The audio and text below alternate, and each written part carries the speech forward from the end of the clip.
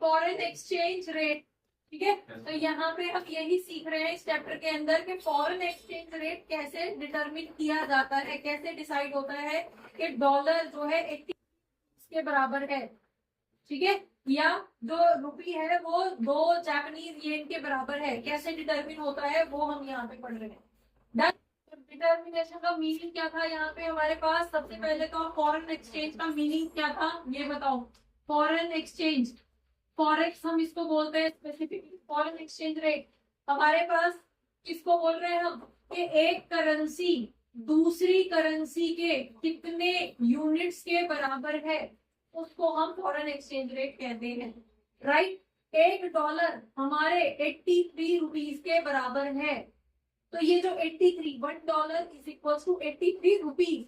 2 currency involve है, dollar और rupee, तो एक यूनिट दूसरी यूनिट के दूसरी करेंसी की कितनी यूनिट के बराबर है उसको यहाँ पे फॉरेन एक्सचेंज रेट कहते हैं। यही तो पढ़ा था, क्लियर है? डन। दूसरी तरफ इसको डिसाइड करने के हमारे पास 3 तरीके होते हैं, 3 मेथड्स हम यहाँ पे पढ़ेंगे। उससे पहले आप ये समझो कि डेप्रिसिएशन क्या होता है, एप्रिसिएशन क्या होता है। क्या होता है, अगर डॉलर हम अपनी कन्वीनियंस के लिए ले रहे हैं, अपनी कैलकुलेशन को इजी करने के लिए, तो अगर ये $1 जो है 85 चला जाता है तो ये क्या शो कर रहा है, डेप्रिसिएशन या एप्रिसिएशन? डेप्रिसिएशन या एप्रिसिएशन बोल दो। डेप्रिसिएशन, डेप्रिसिएशन, ठीक है। डेप्रिसिएशन किसमें? हमारी करेंसी में। क्यों? क्योंकि पहले जब 80 रुपीज देके हम जिस डॉलर की ट्रांजेक्शन कर सकते थे, उसी सेम डॉलर की ट्रांजेक्शन करने के लिए अब हमें 85 देने पड़ रहे हैं, 5 यूनिट ज्यादा देनी पड़ रही है। इसका मतलब हमारी करेंसी की वैल्यू में फॉल आया है, इसको हम क्या बोल रहे हैं, डेप्रिसिएशन। फाइन। यही अगर $1 जो है 80 रुपीज का, 80 तो पहले ही था, अगर हम इसको 75 रुपीज कर देते हैं या बिलो 80 कर देते हैं, तो ये क्या शो करेगा, ये एप्रिसिएशन शो करेगा। क्यों? क्योंकि उस डॉलर को अब हम कम यूनिट देके भी खरीद पा रहे हैं, तो मतलब हमारी करेंसी की ताकत बढ़ गई, पावर बढ़ गई, परचेजिंग पावर बढ़ गई, राइट। तो इसका मतलब है हमारी करेंसी के अंदर, रुपीज के अंदर एप्रिसिएशन आ रहा है। और ये जब नॉर्मल उससे हो रही है, नॉर्मल डिमांड एंड सप्लाई के अकॉर्डिंग हो रही है, मार्केट के अकॉर्डिंग हो रही है, तो इसको हम depreciation and appreciation word use करते हैं। अब आ जाते हैं हमने एक और मेथड किया था, क्या था, फॉरेन एक्सचेंज रेट डिटर्मिनेशन के 3 मेथड हमने किए थे, समझे थे? कौन कौन से? फर्स्ट वॉज फिक्स्ड, ठीक है। फर्स्ट क्या था आपका, fixed exchange rate determination method, ठीक है। फिक्स्ड मेथड में डायरेक्टली यहाँ पे लिख रही हूँ। फिक्स्ड मेथड के अंदर क्या हो रहा था, करेंसी को जो एक्सचेंज रेट है उसको फिक्स्ड किया जा रहा था। कौन फिक्स कर? By government itself. अपनी गवर्नमेंट खुद अपनी करेंसी को कम करके किसी दूसरी करेंसी के साथ पैग कर रही है, जिसको हमने पैगिंग बोला था, राइट। मतलब कि हमने एग्जाम्पल भी डिस्कस किया था 1991 वाला, जब हमने लोन पे ऑफ किया था, तो लोन पे करने के लिए जो कैश गया था, जो रुपए गए थे, वो तो गए थे, लेकिन दूसरी तरफ उससे हमने कुछ गोल्ड भी पैक करके, यूनिट वाइज पैक करके हमने उसको पे ऑफ किया था। डन। तो यहाँ पे जब हमारी कोई भी मेटल करेंसी के अगेंस्ट जा रही है, यूनिट डिसाइड होके जा रही है, पेमेंट हो रही है, तो उसको हम यहाँ पे पैगिंग बोलते हैं। समझ में आ गया? अब अगर गवर्नमेंट जानबूझ के ऐसा कर रही है कि अपनी करेंसी को खुद भी वैल्यू कर रही है, तो इसका मतलब है कि इकोनॉमी के अंदर कुछ सर्टेन सिचुएशंस हैं जिनको करेक्ट करने के लिए गवर्नमेंट को ऐसा करना पड़ रहा है। अदरवाइज कोई भी गवर्नमेंट अपनी करेंसी को डेप्रिशिएट नहीं करती। समझ में आ गया? ठीक है। तो यहाँ पे अगर करेंसी के अंदर कुछ फॉल आ रहा था, तो उसको हमने डेप्रिसिएशन नहीं बोला, क्या नाम दिया गया था उसको? उसको नाम दिया गया था डीवैल्यूएशन। कई बार एग्जाम में आपसे ये क्वेश्चन पूछ लिया जाता है 2 से 3 नंबर के अंदर, differentiate depreciation and devaluation in currency. तो टेबल बना के आपको डिफरेंस वहां पे लिखने हैं। क्या क्या डिफरेंस है बता दो जरा, एक एक करके क्विकली। ये क्या था, जब फिक्स्ड एक्सचेंज रेट सिस्टम के अंदर करेंसी में फॉल आएगा तो वो क्या होगा, उसको डिवैल्यूएशन बोलेंगे। लेकिन वही फॉल मार्केट टर्म्स कंडीशंस के अकॉर्डिंग, डिमांड सप्लाई के अकॉर्डिंग होगा तो उसको हम डेप्रिसिएशन, ये फिक्स्ड मेथड के अंदर होगा, ये फ्लोटिंग मेथड के अंदर, फ्लक्चुएटिंग जो हम अभी करेंगे। फाइन। दूसरा, यहाँ पे गवर्नमेंट खुद इनिशिएटिव ले रही है, जबकि यहाँ पे गवर्नमेंट का कोई ऐसा कंट्रोल नहीं है, राइट।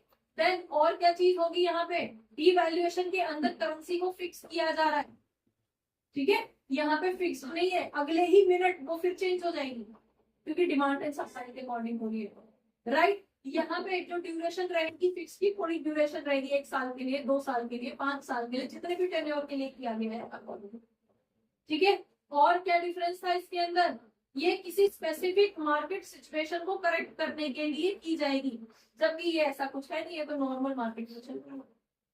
डन। तो कई बार आपसे इस तरह का क्वेश्चन डिफरेंशिएट करने के लिए आ जाता है कि डिवैल्यूएशन और डेप्रिसिएशन को डिफरेंशिएट करें, ठीक है। और या फिर डिवैल्यूएशन और डेप्रिसिएशन के रेफरेंस में मार्केट फॉरेन एक्सचेंज रेट को एक्सप्लेन करिए, ऐसा भी आ जाता है। समझ में आ गया? तो आपको वहां पे इसको एक्सप्लेन करना और दोनों का डिफरेंस। चलिए अब हम आगे बढ़ रहे हैं, अब हम अपने दूसरे मेथड पे आ रहे हैं। दूसरा मेथड क्या है आपका, फ्लोटिंग या फिर फ्लक्चुएटिंग या फ्लेक्सिबल, किसी भी नाम से आप उसको बोल सकते हो, ठीक है। तो फ्लेक्सिबल या फिर फ्लोटिंग एक्सचेंज रेट सिस्टम, ठीक है। अब ये क्या है, बहुत कुछ नहीं है इसके अंदर। फ्लक्चुएटिंग का मतलब क्या है, नाम से ही समझ में आ रहा है। फ्लेक्सिबल का मतलब जो चेंज होता जा रहा है, बार बार चेंज हो रहा है, और बार बार चेंज किस वजह से हो रहा है, ये रेट किसकी वजह से, मार्केट फोर्सेस की वजह से। और मार्केट फोर्सेस कौन कौन से होते हैं, market forces demand and supply, clear है भाई। डिमांड एंड सप्लाई दो मार्केट फोर्सेस हैं कि अगर किसी करेंसी की डिमांड बढ़ रही है, अब डिमांड क्यों बढ़ती है, ठीक है, उसको रिड्रेस करने का हमारे पास क्या क्या ऑप्शन है, ये भी इसी चैप्टर में आगे बढ़ोगे।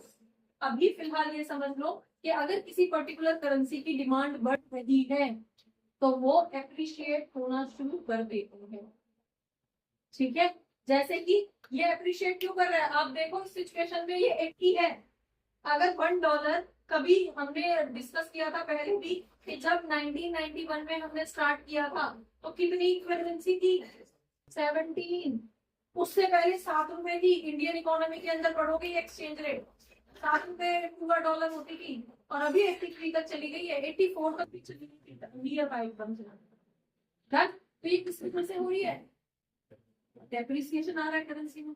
तो अगर हमारी करेंसी में डेप्रिसिएशन आ रहा है, भाई साहब का क्या सीन है, डॉलर एप्रिशिएट हो रहा है, जिसमें पहले सिर्फ 80 रुपीज आते थे, अब 85 रुपीज आ रहे हैं, तो वो तो एप्रिशिएट हो रहा है ना, ये करेंसी एप्रिशिएट हो रही है।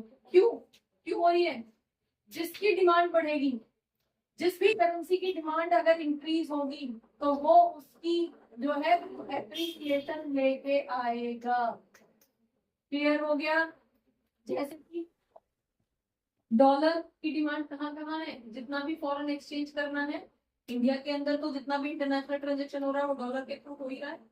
दूसरी कंट्रीज के अंदर भी हमारे पास ऑलमोस्ट 200 कंट्रीज हैं, जिनमें से मोस्ट ऑफ द कंट्रीज के अंदर जो भी इंटरनेशनल ट्रांजैक्शन होता है वो डॉलर के अंदर होता है।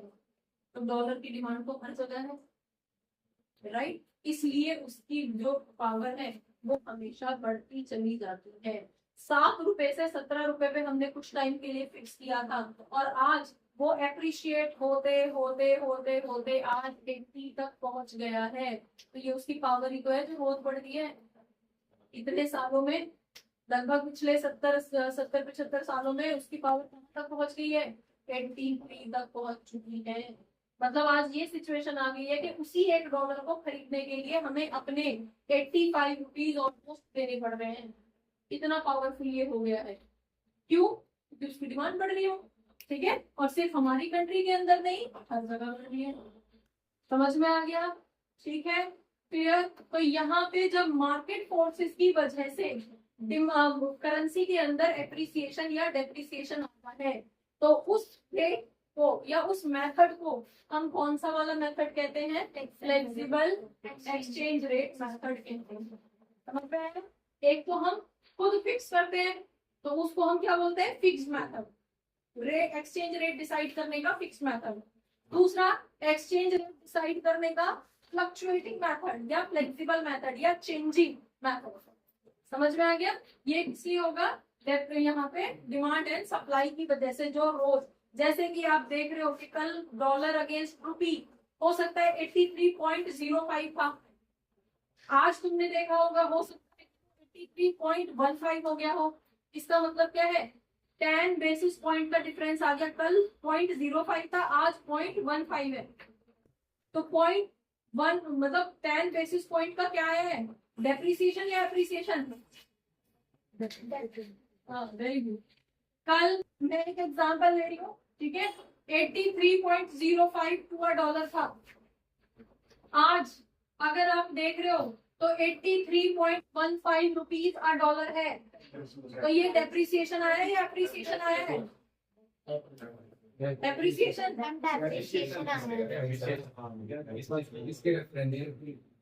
यस, किसके रेफरेंस में?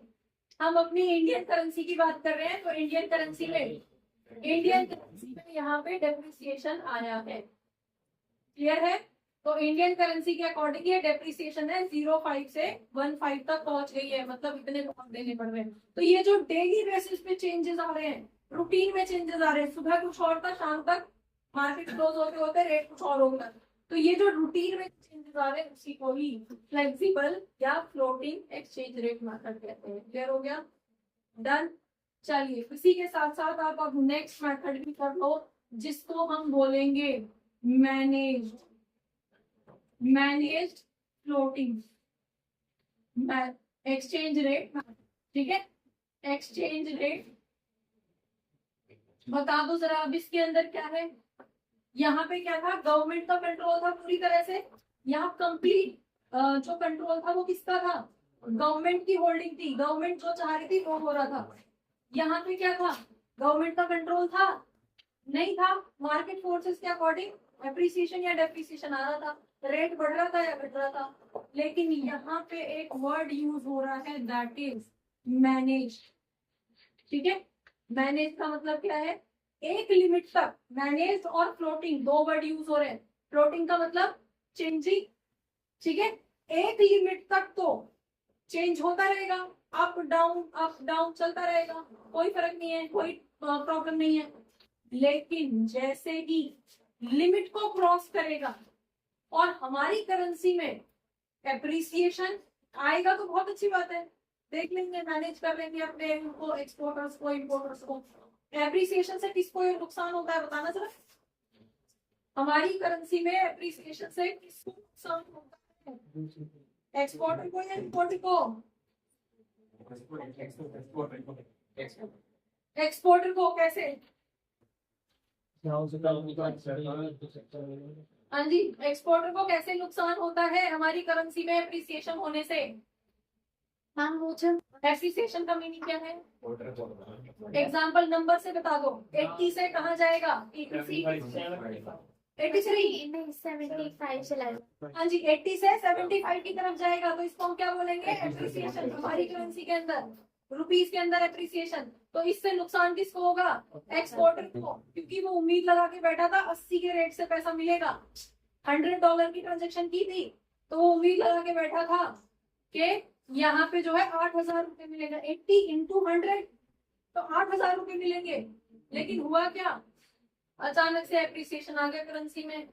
कितने का? 75 होने का मतलब क्या है? अब तो 7.5 ही मिलेंगे। 500 रुपए का नुकसान बैठे बैठाए हो गया उसको, एक्सपोर्टर को। ठीक है, क्लियर? तो एप्रिसिएशन से भी नुकसान होता है एक्सपोर्टर को, और इंपोर्टर को क्या फायदा हो गया? पहले 8,000 की पेमेंट करनी थी, हम तो यहाँ एक छोटा सा नंबर ले रहे हैं, 8,000, $100, लेकिन ये करोड़ में होते हैं। तो सोचो 500 करोड़, अगर यही ट्रांजेक्शन करोड़ में होती, $100 100 करोड़ डॉलर की होती, तो 500 करोड़ का नुकसान या फायदा बैठे बिठाए होंगे, राइट। चलिए, तो अब हम अपने कॉन्सेप्ट पे आ जाते हैं वापस। फ्लोटिंग का मतलब है चेंजिंग, कॉन्टिन्यू चेंज हो रहा है, ठीक है, होने दो। लेकिन अगर एक लिमिट से बियॉन्ड चला गया तो गवर्नमेंट को तो इम्पोर्टर और एक्सपोर्टर दोनों मैनेज करने हैं। एक लिमिट से ज्यादा एप्रिशिएट हो गया या एक लिमिट से ज्यादा डेप्रिशिएट हो गया, तो ऐसे केस में सपोज अगर गवर्नमेंट मान के चल रही थी कि अभी 80 का रेट चल रहा है, +-5 मान लेते हैं, तो अगर ये यहाँ पे 85, वैसे वैसे ये जो है अपने आप में 5 रुपीज का चेंज होना अपने आप में बड़ी है, लेकिन आपको डिफरेंस समझाने के लिए मुझे गैप लेना पड़ रहा है 5 का आता नहीं है, बेसिस पॉइंट में आता है, ठीक है, उसी से ही करोड़ों के टर्नओवर बदल जाते हैं। चलिए, तो हम मान के चल रहे हैं कि 5 का जो है प्लस माइनस लेके चल रहे हैं, तो गवर्नमेंट अभी 80 पे बैठी है कि हमारी करेंसी 80 है, गवर्नमेंट इसके लिए रेडी है कि 75 चले जाए तो भी ठीक है, ठीक है, और 85 तक भी चला जाएगा तो ये जो है रेंज है गवर्नमेंट की, गवर्नमेंट एक रेंज डिसाइड करके बैठी है कि इतने रेंज तक ठीक है। लेकिन व्हाट कि अगर ये 87 से मतलब 88 या 89 तक जाने लगे तो क्या गवर्नमेंट शांत बैठेगी? एकदम से करेंसी अगर नीचे जा रही है, इसका मतलब क्या है, ग्लोबल लेवल पे हमारी इंडियन करेंसी की इंसल्ट हो रही है, राइट। यहाँ पे क्या हो रहा है, उसके ऊपर प्रेशर आ रहा है, उसकी सप्लाई बढ़ रही है, उसकी डिमांड नहीं है मार्केट के अंदर, और अगर करेंसी इस तरह से फॉल होगी तो पूरी इकोनॉमी के बैलेंस ऑफ पेमेंट पे प्रॉब्लम आ जाएगी, आउटफ्लो बढ़ाना पड़ेगा हमें अपना, हमारी पूरी इकोनॉमी के अंदर मतलब फंस जाएगी, ठीक है।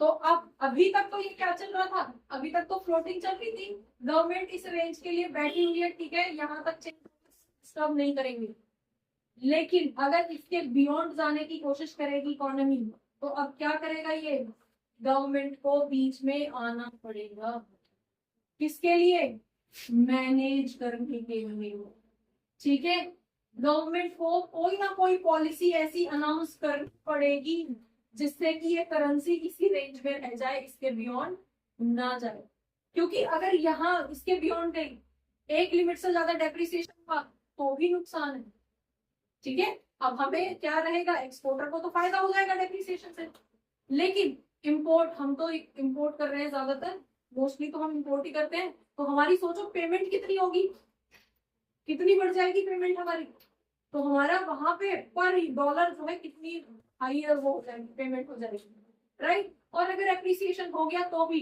पेमेंट सेक्टर को देख लेंगे, लेकिन हमारा तो एक्सपोर्टर मर जाएगा, राइट। तो इकोनॉमी दोनों एंड से संभालना है, समझ में आ गया। तो इसलिए गवर्नमेंट को जो है अपने आप को, अपनी इकोनॉमी को मैनेज करने के लिए बीच में इंटरफेयर करना पड़ता है। तो बेसिकली ये जो मेथड है ये इन दोनों का कॉम्बिनेशन है, एक लिमिट तक फ्लेक्सिबल है, फ्लक्चुएटिंग है, लेकिन उस लिमिट को क्रॉस होते ही गवर्नमेंट एक्टिव हो जाती है, सेंट्रल बैंक आपका एक्टिव हो जाता है अपनी करेंसी पे और ज्यादा क्रिएट ना हो उसके लिए, ठीक है। तो इसलिए इसको क्या बोला जाता है, मैनेज्ड फ्लोटिंग, मतलब मैनेज्ड भी है और फ्लोटिंग भी है, फ्लोटिंग चलती रहेगी जब तक हमें दिक्कत नहीं है, जैसे ही हमें दिक्कत होगी तो हमें मैनेज करने के लिए उतरना पड़ेगा, राइट। और ऐसा करना एक्चुअली अलाउड नहीं है, जब गवर्नमेंट इंटेंशनली कर रही है तो वो ओपनली कर रही है, लेकिन यूजुअली ये वाला मेथड फॉलो किया जाता है, फ्लेक्सिबल, डिमांड एंड सप्लाई के अकॉर्डिंग आपकी करेंसी इनफ्लो आउटफ्लो होगी, राइट। लेकिन आप फ्लोटिंग छोड़ रहे हो और बीच में मैनेज करने के लिए आ रहे हो, that is not allowed.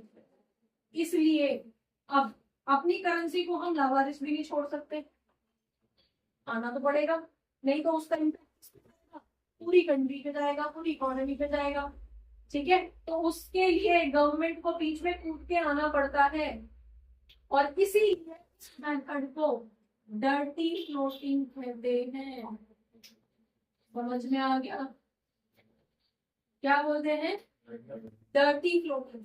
Dirty floating मतलब आरबीआई को अचानक से कोई ऐसी मतलब ऐसा कुछ गेम खेलना पड़ेगा जिससे कि हमारी करेंसी का आउटफ्लो हो जाए, जिससे कि हमारी करेंसी के ऊपर जो प्रेशर आ रहा था वो रुक जाए, करेंसी हमारी 80 से डेप्रिशिएट होते होते 85 तक तो हमने वेट किया, लेकिन 85 में भी नहीं रुक रही है, 88 89 तक जा रही है। तो ऐसे केस में आरबीआई को क्या करेगी, कोई ना कोई आके ऐसी लुक्रेटिव सी अनाउंसमेंट कर देगी, ओके हम एफडीआई रेट बढ़ा रहे हैं, ठीक है, एफडीआई पे रिटर्न बढ़ा रहे हैं। इसका मतलब कोई भी कंपनी आके हमारे यहाँ पे, कोई भी कंट्री की कंपनी आके हमारे यहाँ इन्वेस्ट करेगी तो हम उसको ज्यादा प्रॉफिट देंगे। होगा क्या, एकदम से एफडीआई का इन्फ्लो बढ़ जाएगा, और इंटरनेशनल करेंसी किसमें होगी, अगेन डॉलर में होगी। तो होगा क्या, डॉलर की सप्लाई बढ़ जाएगी और हमारी जो करेंसी डेप्रिशिएट हो रही थी वो रुक जाएगी। समझ में आ गया। तो मतलब क्या है कि बीच में आके आरबीआई को कोई ना कोई गेम खेलना पड़ जाता है अचानक से इंटरनेशनल लेवल पे, जिस अपनी इकोनॉमी को बचाने के लिए, इसीलिए ये वर्ड इसको दिया गया है। क्लियर है भाई। तो ये 3 मेथड बेसिकली आप यहाँ पे करते हो। तो ये इसके क्या प्रॉपर्टी है कि इसके अंदर दोनों गुण पाए जाते हैं, इसके भी और इसके भी, ठीक है। डन। डर्टी फ्लोटिंग का मतलब नाम से क्या समझ में आ रहा है, डर्टी फ्लोटिंग का मतलब क्या है, एक गेम टाइप खेलना पड़ रहा है जो कि एक्चुअली वैलिड नहीं है।